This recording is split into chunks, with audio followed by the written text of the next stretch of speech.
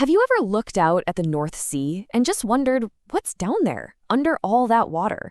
We see it as this huge gray barrier between Britain and the rest of Europe. But for thousands of years, it was something else entirely. It was a lost world, a prehistoric heartland. Today, we're going to uncover the incredible story of Doggerland. And this whole story, this entire lost continent, it all comes back to one simple, completely baffling question. How on earth does an ancient hunting weapon, carved by human hands over 11,000 years ago, end up at the bottom of the ocean? All right, let's get right into it. The answer starts with a discovery, a total fluke that would completely change how we see European prehistory. So picture this. It's 1931. You're on the fishing trawler Kalinda, about 25 miles off the coast of Norfolk, England.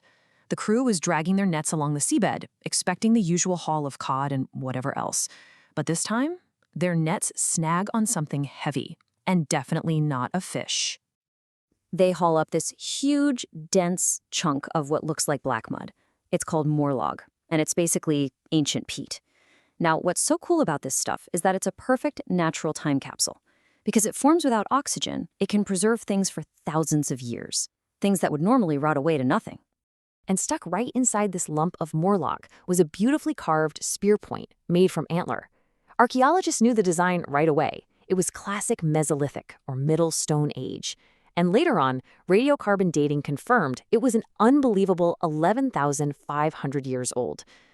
Now, since that kind of peat can only form on dry land, there was only one possible conclusion. This part of the North Sea hadn't always been a sea. That one little spear point blew the doors wide open to a forgotten land, a huge territory that physically connected Britain to mainland Europe, a place we now call Doggerland. And we're not talking about some brief moment in time. This was a landscape that was around for an incredibly long time. It was shaped by ice ages 500,000 years ago and was home to people for tens of thousands of years before the last of it finally slipped beneath the waves. And just to give you a sense of scale here, at its largest, Doggerland was 260,000 square kilometers. That is roughly the size of Great Britain today. So this wasn't some tiny land bridge, okay? This was a massive, sprawling country in its own right. This chart really nails the transformation. What is now a cold, deep sea was once a vast landscape of gentle, rolling hills and lush river valleys. Instead of oil rigs and fishing boats, just imagine huge herds of wild cattle and deer roaming around. It wasn't an obstacle between places. It was the highway, a cultural heartland that connected everything. So, what was it actually like to live in this lost world? Well, you can forget about a barren, icy wasteland. This was a thriving ecosystem, and it supported some surprisingly sophisticated human societies. We're in the Mesolithic period here. This is the time right after the big glaciers finally retreated. The climate got warmer, forests grew back, and hunter-gatherers were adapting to this brand new world. And let me tell you, Doggerland was prime real estate. I mean, just look at the menu. The forests were full of big game, aurochs, deer, wild boar. The rivers were packed with salmon. The coasts were covered in seals. And the skies were filled with migrating birds. It was a paradise for hunter-gatherers, a land of unbelievable abundance. And that's exactly why we have to stop thinking of this place as some forgotten edge of the world.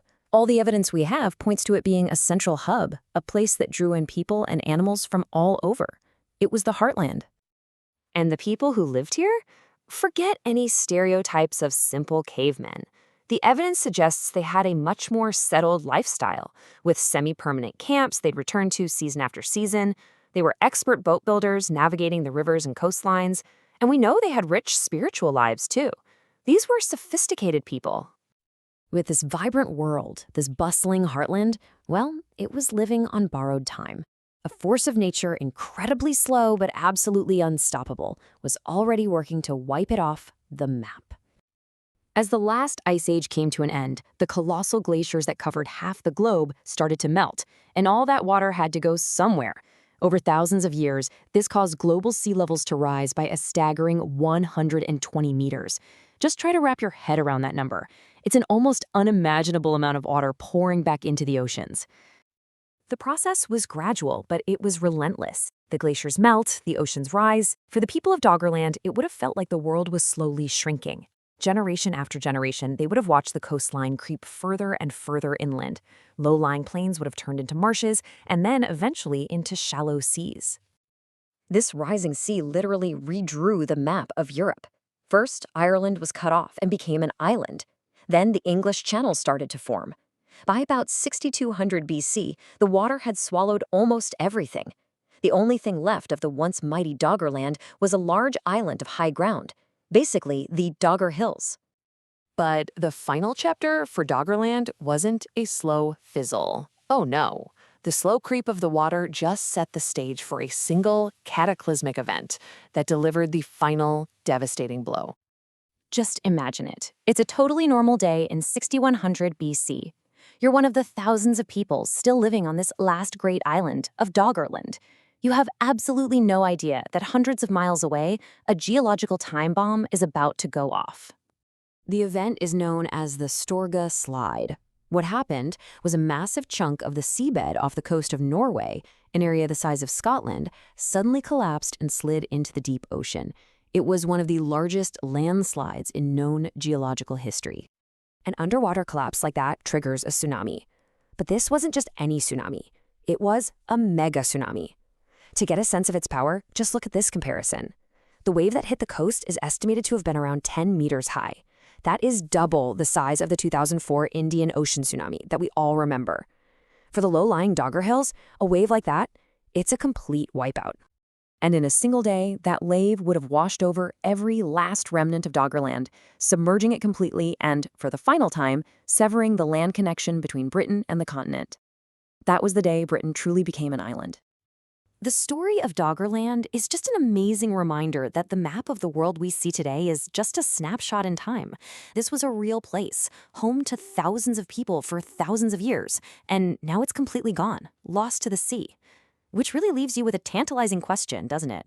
What other lost histories, what other forgotten worlds are still lying hidden just beneath the waves?